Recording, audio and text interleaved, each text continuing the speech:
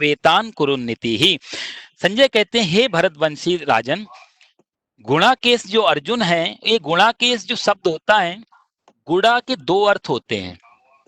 यहाँ अर्जुन को गुणाकेश करके सब नाम दिया गया है।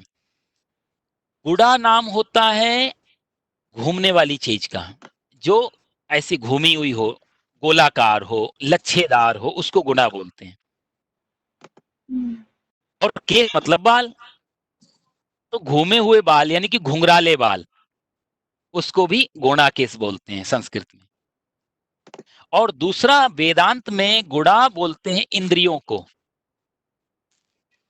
या निद्रा को, नींद को भी गुणा बोलते हैं। तो गुणा का अर्थ इंद्रियों का जो स्वामी है, या नींद पे जिसने विजय प्राप्त की है।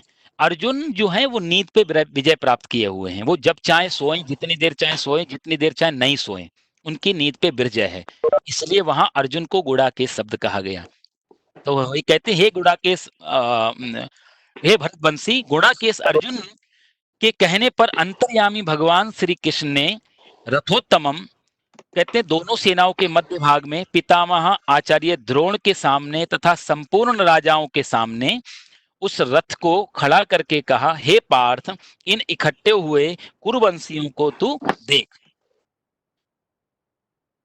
यहां पर भगवान से अर्जुन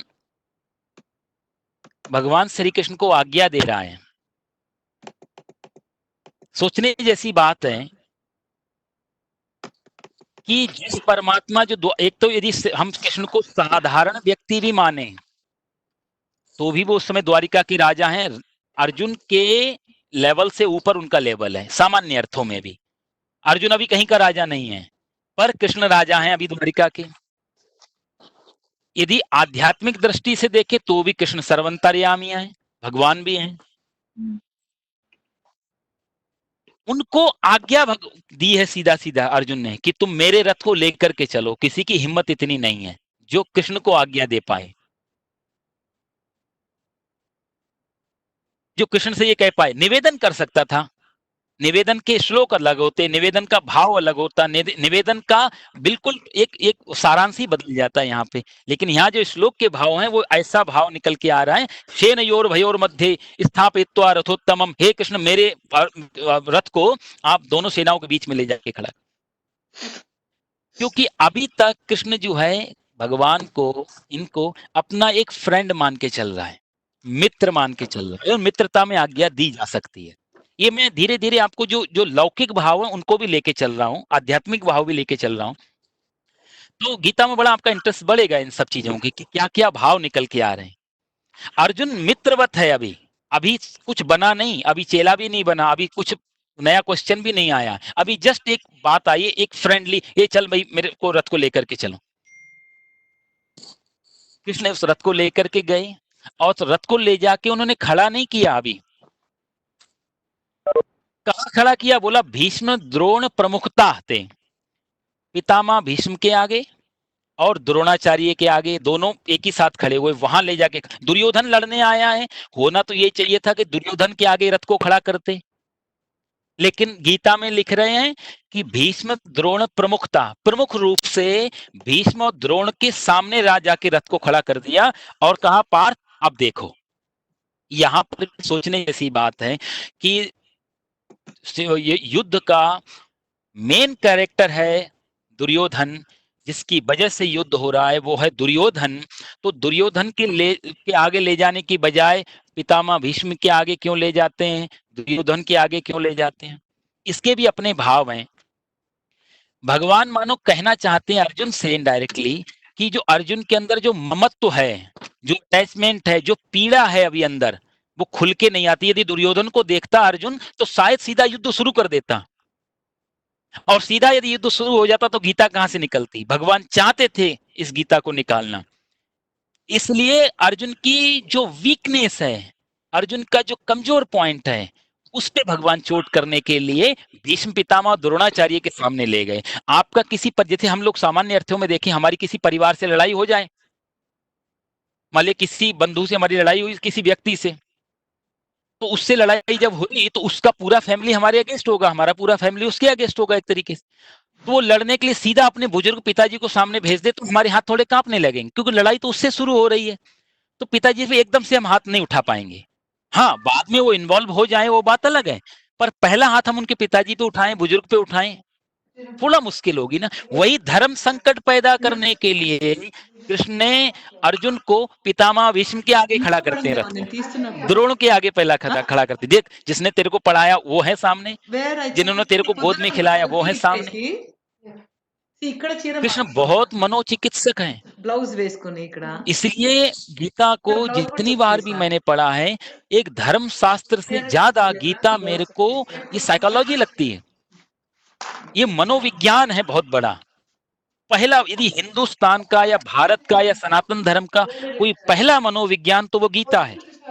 और मजे की बात, अब तक जितने मनोविज्ञान लिखे गए, पूरे विश्व की बात कर रहा हूं मैं, दुनिया में, चाहे वो कोई भी सही, थोड़ा थोड़ा मैंने विद्वानों से सुना है, थोड़ा थोड़ा पढ़ा है, कि चाहे वो फ्राइड हो, चाहे वो दूसरे कामू हो, जो भी दूसरे रहे दार्शनिक लोग, इनके जो मनोविज्ञान हैं वो सिर्फ मनोविज्ञान की प्रॉब्लम को खोजते हैं, मन के तल को निकाल के रखते हैं, एक एक चीज को कि ये मन का ये खंड है, ये खंड, एनालिसिस करते हैं मन को।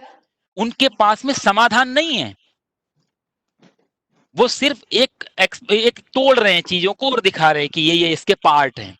गीता एनालाइज भी करती है और समाधान भी करती है। गीता सिर्फ प्रॉब्लम नहीं दिखा रही है कि प्रॉब्लम क्या है, गीता उस प्रॉब्लम को भी दिखा रही है और प्रॉब्लम का सॉल्यूशन भी दे रही है साथ साथ में। ऐसा मनोविज्ञान, ऐसा शास्त्र पूरा दुनिया में दूसरा कोई भी नहीं है जो आपकी प्रॉब्लम को भी निकाल के रखे और सॉल्यूशन को भी निकाल के रखे। भगवान अभी अर्जुन को उत्तेजित कर रहे हैं, अभी उसके धीरे अंदर के जो छुपे हुए जो राग हैं उनको बाहर निकालने के लिए अर्जुन को उन दोनों के आगे खड़ा करते हैं। ये इसका भाव है। आगे कहते हैं, तत्रापश्य स्थितान पार्थ पितृनत पितामहान आचार्यान मातुलान भ्रातरीन पुत्रान पौत्रान सखीस्तथा श्वशुरान सुहृदश्चैव सेनयोरुभयोरपि तान समीक्ष स कौन्तेय सर्वान् बन्धून् अवस्थितान् कृपया पर्याविष्टो विषीदन्निदमब्रवीत्। अर्जुन को भगवान ने कहा, देखो अर्जुन, तत्रापश्यत, उसके बाद उभयो, दोनों तरफ सेनाओं में उसने देखा अर्जुन ने कि सबसे पहले पितामह पितामह पितामह को देखा। पितामह कौन कौन है बोले, वहां पर जो है अर्जुन के, एक तो पितामह भीष्म है और एक है जो इनके पितामह लगते हैं, उनका नाम सोमदत्त, वो भी इनके पितामह, पिता के भाई भी पितामह। तो ये दो पितामह खड़े हुए हैं। फिर पितामह आचार्यान, आचार्य खड़े हैं, द्रोणाचार्य हैं उनके पढ़ाए हुए, कृपाचार्य हैं, दो दो आचार्य हैं वहां पर। आचार्य मातुलान मतलब मामा जी खड़े हुए हैं, मामा जो है वो शकुनी भी इनके मामा में आते हैं। और कुंती भोज है, शकुनी है, शल्य हैं, पुरजित हैं, ये इनके मामाओं में आ रहे हैं। मातु भ्रातरीन भाई खड़े हुए हैं, भाई में जो है भीम, दुर्योधन, पांचों अपने भाई, सामने वाले भी तो भाई हैं, दुर्योधन है, दुशासन है और भी विकर्ण है, ये सब भाई दिख रहे हैं। पुत्रान, उसको पुत्र नजर आए, अपने पांचों पुत्र, दुर्योधन का पुत्र है वहीं पे खड़ा हुआ, दुर्योधन बड़ा था तो उसका भी पुत्र था, लक्ष्मण नाम था उसका, वो भी लड़ने आया था। पुत्रान, फिर पौत्रान, तीसरी पीढ़ी भी है, लक्ष्मण का भी पुत्र था उस समय महाभारत के युद्ध में लड़ने के लिए, दुर्योधन का पौत्र भी लड़ रहा है, दुर्योधन का बेटा लक्ष्मण, लक्ष्मण का बेटा भी लड़ रहा है। पौत्रान सखीस तथा है, और जो अपने उनके साथी हैं, दुर्योधन का साथी अश्वत्थामा है, अपने भी कुछ साथी हैं इनके। ससुरान, ससुर जी भी खड़े हुए हैं, ये द्रुपद महाराज इनके ससुर हैं, सैब्य इनके ससुर हैं, ये खड़े हुए हैं। सेनयोर भयोरपि, और सुहृदश्चैव, अपने बहुत चाहने वाले लोग जिनको अर्जुन बड़ा प्रेम करता था, वो सब भी वहां खड़े हुए, उसको अर्जुन ने देखा। तान समीक्ष स कौन्तेय सर्वान बंधून अवस्थितान, अपनी अपनी जगह पर स्थित संपूर्ण बांधवों को देखकर कुंती नंदन अर्जुन अत्यंत कायरता से युक्त होकर विषाद करते हुए ऐसा बोला। अर्जुन ने जब ये सब देखा तो कि अरे ये सब तो बहनोई है, शिखंडी है, जयद्रथ है, ये सब अपने रिश्तेदार नातेदार ये सब खड़े हुए हैं, तो अर्जुन को अब थोड़ा सा शौक लगा है। सुनने से ज्यादा देखने में फर्क पड़ता है। अर्जुन को मालूम था कौन कौन लड़ने आया। यदि एक रात पहले अर्जुन से विचार विमर्श हो रहा होता तो अर्जुन सारे नाम बता देता, मेरी तरफ से कौन लड़ रहा है, उधर से। ये बातें कमरे में बैठ के भी की जा सकती थी, लेकिन ओरल बातों से ज्यादा जब हम देख करके बात देखते हैं तो फिर कहने की कोई जरूरत नहीं पड़ती। इसलिए कहते हैं कि सुनना जो होता है ना वो भी दो तरीके से होता है। श्रीमद् भागवत में पहला श्लोक था जो बहुत गहराई से व्यास जी ने लिखा है। श्रीमद् भागवतम महा रसमहो पिबंती, कहते हैं इस भागवत ये रस है और इसको परीक्षित सुनना नहीं है, इसको पीना है। क्योंकि सुनोगे शब्दों सिर्फ कान से सुनोगे तो आज नहीं कल वो निकल सकते हैं, और कान की सुनी हुई चीज कई बार निकल भी जाती है, उतना ध्यान नहीं दे पाए, लेकिन पीने वाली चीज तो सीधे पेट में जाती है। पिबति भागवतम रसमालयम मुहुरहो रसिका भुवि भावकाहा, कहते हैं इस रस को पियो परीक्षित। परीक्षित ने कहा कि महाराज ये शब्दों को कैसे पिए? बोला ऐसे ही पियो जैसे कि हम नॉर्मल चीजें आप पीते हो, क्योंकि पीने से चीज पेट में जाएगी और पचेगी फिर वो। इसलिए शास्त्रों को सुनना नहीं, सुना तो कहानियां जाती हैं, सुनी तो कथाएं जाती हैं, सुनी तो बाहर की बहुत सारी चीजें जाती हैं। शास्त्रों को सुनने के लिए नहीं, शास्त्रों को पीने के लिए बताया गया। कान के रास्ते हमें पीना चाहिए, और पीने का वही वही भाव है कि भीतर तक चली जाए, आत्मा को जाके चोट करे, अपने मन को चोट करे, अपने विचारों को चोट करे। हम जो अभी तक लेकर के चले आ रहे हैं चीजों को, उन पे चोट करे। वो हमारी भ्रांति, हमारे डाउट, हमारे जितने भी ये इस तरीके कॉम्प्लिकेशन है जीवन, वहां सबको पिन मारे। कई बार तो हमें अपनी प्रॉब्लम ही नहीं लगती। मजे की बात तो शास्त्र जब पिएंगे तो अंदर जाकर के वो ज्यादा असर करेगी। तो इसलिए तो अर्जुन जी, हेलो। हाँ पंडित जी, मैं उसी वाली बात पे अटक गई कि आप बोल रहे हैं दुर्योधन के पौत्र भी थे, तो दुर्योधन के पुत्र भी और पौत्र भी इतने बड़े हैं कि वो युद्ध भूमि में है, तो इन लोग की उम्र क्या होगी? नहीं, काफी उम्र थी उस समय, काफी उम्र थी। इनका विवाह दुर्योधन का बहुत पहले ही विवाह हो गया था।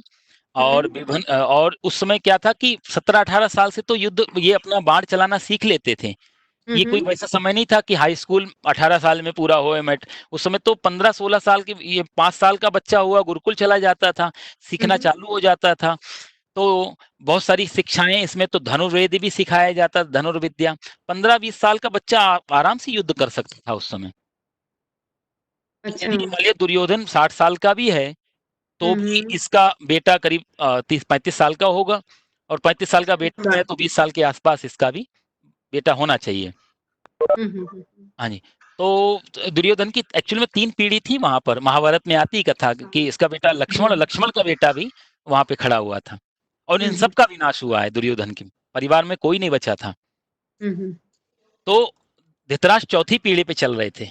अच्छा। तो उनको आगे जाके विदुर जी ने समझाया है कि धृतराष्ट्र तुम्हारी चौथी पीढ़ी खत्म हो गई तुम्हारी आंखों के सामने, और तुम भी अभी तक जीने की इच्छा पाले हुई उन्हीं पांडवों के घर में बैठे हो जिनको मारने के लिए तुम्हारी 4-4 पीढ़ियां लग गई थी। तो कहने का भाव ये था कि अर्जुन को यहाँ भगवान ने ये सब दिखाया, और अर्जुन ने अब देखा तो अर्जुन को अब शौक लगा है देखने के बाद कि ये तो बहुत गड़बड़ हो गई, ये मैं किनसे युद्ध करने आ रहा हूं। अब अर्जुन आगे वाली क्या कहता है, अर्जुन ये सब देखने के बाद में कि दृष्टवेमं स्वजनम कृष्ण युयुत्सम समुपस्थितम सीदंती मम गात्राणि मुखम च परिशुष्यति वेपथुश्च शरीरे में रोम हर्षश्च जायते गांडीवं स्त्रंस्तदे हस्त्वा त्वक्षैव परिदह्यते न च शक्नोम्यवस्थातुं भ्रमतीव च मे मनः। कहते हैं कि మరి డేటింగ్ ఒకసారి వెళ్ళి చూస్తే अर्जुन अब कृष्ण అదే से ఫిజికల్ ఎక్కడో ఉండుంటది. बोला है, యాహ్! ఉండే ఉంటుందిలెండి. పిల్లలు చూస్తా ఉన్నారు. अर्जुन कहता है कृष्ण से, प्रभु ఆ? No, it युद्ध comes की with इच्छा वाले इस कुटुंब समुदाय की अपने समुदाय को अपने सामने उपस्थित देखकर मेरे अंग शिथिल हो रहे हैं, Yeah. मुख सूख रहा है, Okay. शरीर में कपकपी आ रही है, रोमहर्ष रोंगटे खड़े हो रहे हैं, हस्तात हाथ से गांडीवम स्त्रते गांडीव गिरा जा रहा है, चैव परिदह्यते त्वचा जो है जल रही है मेरी, और भ्रमति इव मन जो है वो भ्रमित हो रहा है। ऐसी मेरी स्थिति है, मतलब वह मेरे से अब कुछ किया नहीं जा रहा, कुछ क्या सोचूं कुछ समझ में नहीं आ रहा है। एक तरीके से जैसे पैरालाइज्ड मेरी स्थिति हो गई है, मैं कुछ भी सोचने में भी असमर्थ हूं। लेकिन इसके एक श्लोक में अर्जुन ने एक बहुत अच्छी बात कही है। आपको मैंने जब कहा था, हमारा पहला दिन का जब सेशन लगा था, पहला श्लोक, मैं आपको बार बार कहता आ रहा हूं कि पहला श्लोक जितना आप दिमाग में रखेंगे, गीता आगे उतनी समझ में आती रहेगी। क्योंकि बार बार, क्योंकि पहली line, first impression is the last impression, पहला इंप्रेशन जो था, पहला श्लोक था, वो पूरे 700 श्लोकों तक पीछा करेगा। धृतराष्ट्र ने कहा था पहले श्लोक में, धर्म क्षेत्रे कुरुक्षेत्रे समवेता युयुत्सवः मामकाः पांडवाश्चैव। यहां पर अर्जुन क्या कह रहा है? दृष्टेमं स्वजनम कृष्ण। अर्जुन ने देखा, दृष्टेमं स्वजनम मतलब अपने को, दोनों सेनाओं के बीच में उसने अपनों को देखा। कितनी बड़ी बात है। वो शत्रुओं में, वहां ऐसा नहीं लिखा कौरवों को देखा, ऐसा नहीं लिखा दुर्योधन को देखा, स्वजनम, स्व मतलब अपने, जन मतलब आदमी लोग, अपने लोगों को अर्जुन ने देखा। और व्यास जी, चाहे संजय, चाहे कोई भी, इन लोगों को पूरी ये क्षमता थी कि वो जो बाहर घट रहा है वही नहीं दिखता था, मन में जो चल रहा है उसको भी देख सकते थे। यहाँ व्यास जी अर्जुन की मनस्थिति को लिख रहे हैं నాకు తెలిసిపోతుంది నాకు कि వెంటనే जब वो देख रहा है तो उसकी दृष्टि में भाव क्या है, ఒక చేతి నుంచి పడిపోయిందా? उसके मन की परिस्थिति क्या है, उस सामने वाले को देखे, वो शत्रु की तरह देख रहा है ఇంకోటి additional ఉంటే proof या स्वजन की तरह देख रहा है। यहाँ व्यास जी ने यदि स्वजन लिखा, इसका मतलब अर्जुन की आंखों में उनके लिए प्रेम है, उनके लिए भाव है, उनके लिए करुणा है, उनके लिए ममत्व है, इसलिए यहाँ लिखना पड़ा दृष्टे मम स्वजनम कृष्ण। 4 ఉన్నాయి ఇవి. अर्जुन कहता है मेरे अपने। और पहले श्लोक में धृतराष्ट्र क्या कहते हैं? मामका और पांडवाश्चैव, లోపల ఉంటుంది కాబట్టి मेरे और पांडवों के पुत्रों ने क्या किया, షర్ట్ यही अंत है।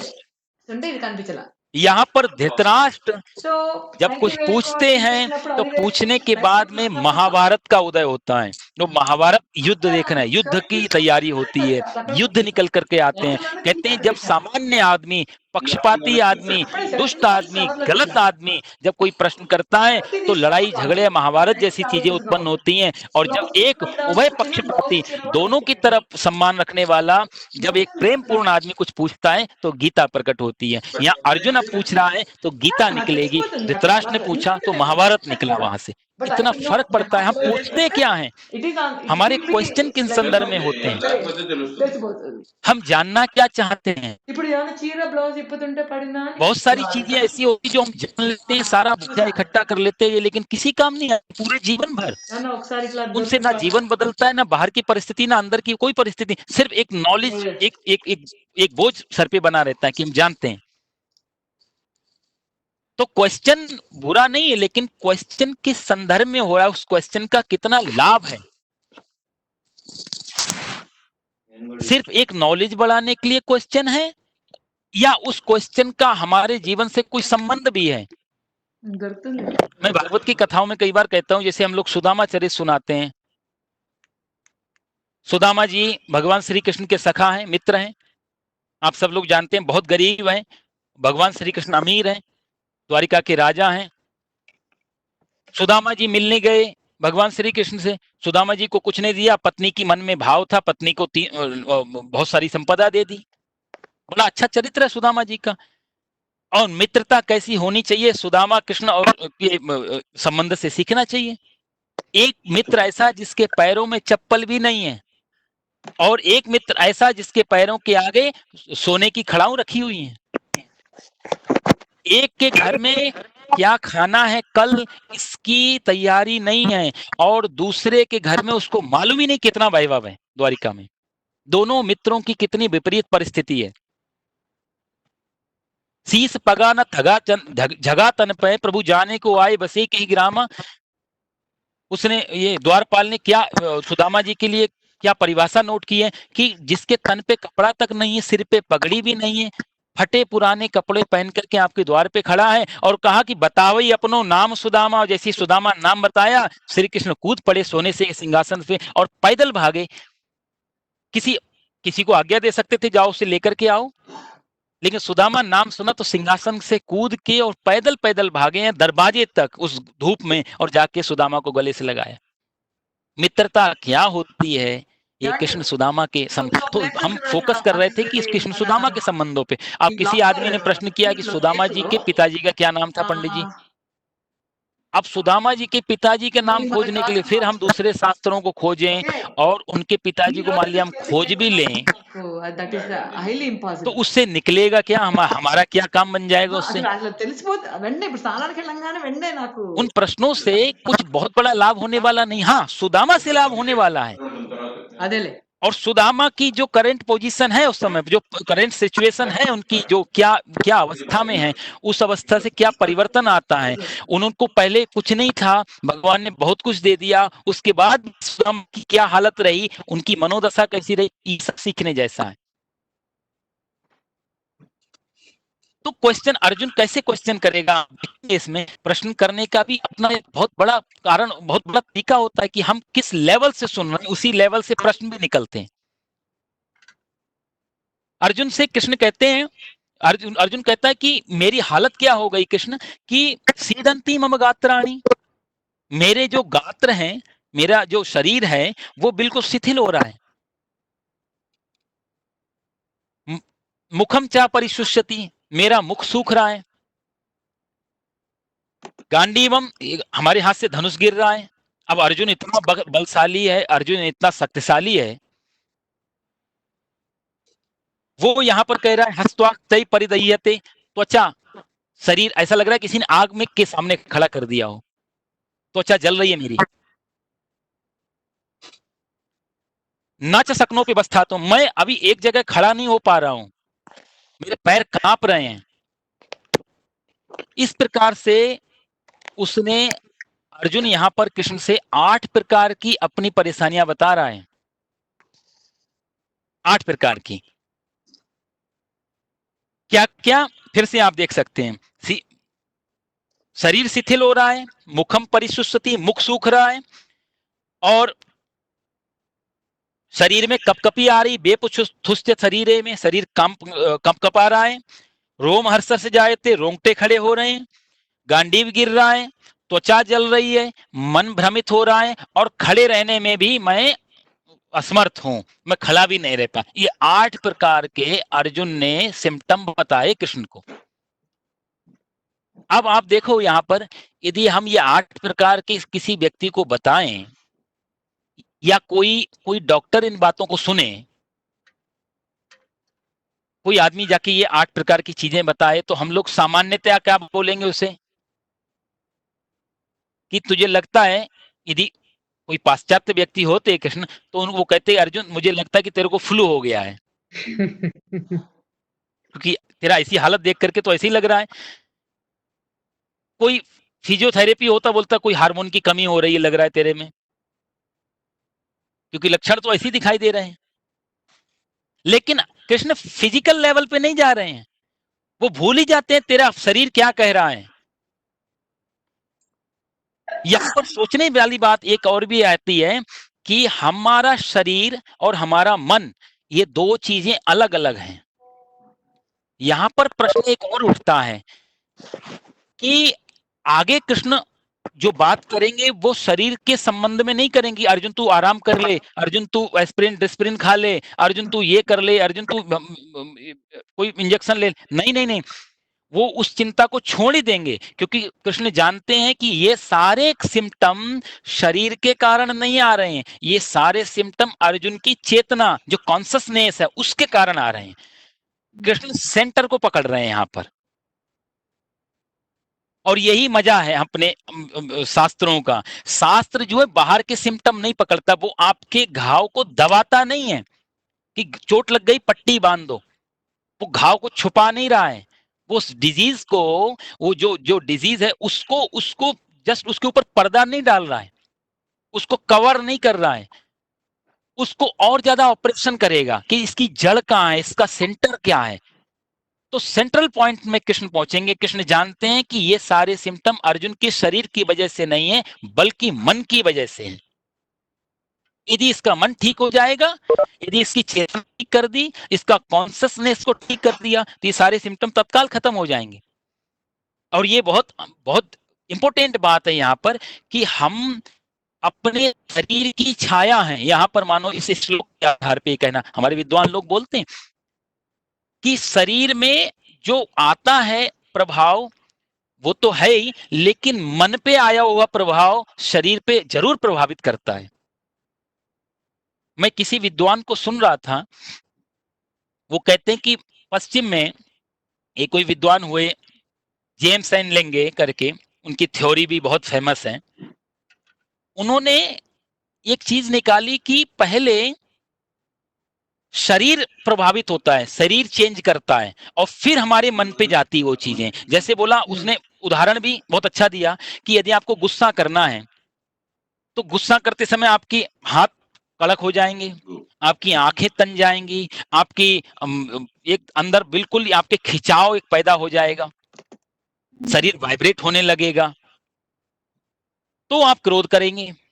तो यदि हम उस चीज को, उसने उसका एग्जाम्पल भी यही दिया है कि यदि आप बिल्कुल शरीर को खींचो मत, नॉर्मल रहो, बिल्कुल लंबी लंबी सांसें लो, आप क्रोध नहीं कर पाओगे। बात तो सही है उसकी कि जब क्रोध आता है, जब गुस्सा आती है, तो हमारे शरीर के हार्मोन बदलते हैं, या हम झूठ बोलते हैं तो भी हमारे शरीर की बायोकेमिकल चीजें चेंज होती हैं। इसलिए जो लाई डिटेक्टर मशीनें हैं, ये पकड़ती है हमारी नब्ज का पल्स कैसी चल रही है, हार्ट बीट कैसी चल रही है, आईब्रो क्या कर रही है, हमारी त्वचा कैसी हो रही है, इन्हीं 5-7 सिम्टम से बता देती हैं आप झूठ बोल रहे हैं सत्य बोल रहे हैं। तो जेम्स लिंगे बोलता है कि यदि आप शरीर को नॉर्मल रखो तो ये सब चीजें नहीं आएंगी। कृष्ण यहाँ उल्टा बोल रहे हैं। कृष्ण कहते हैं कि पहले मन चेंज होता है, फिर शरीर चेंज होता है। उन्होंने पूरी थ्योरी बदल दी इसकी। और यदि इसकी बात माने तो जो हम फिल्में देखते हैं, एक्टर लोगों को देखते हैं, उनके अंदर कोई गुस्सा नहीं होता, लेकिन जब वो फाइटिंग सीन होता है, वो क्रोध करते हैं, उनके अंदर तो कोई हार्मोनल चेंज नहीं आता।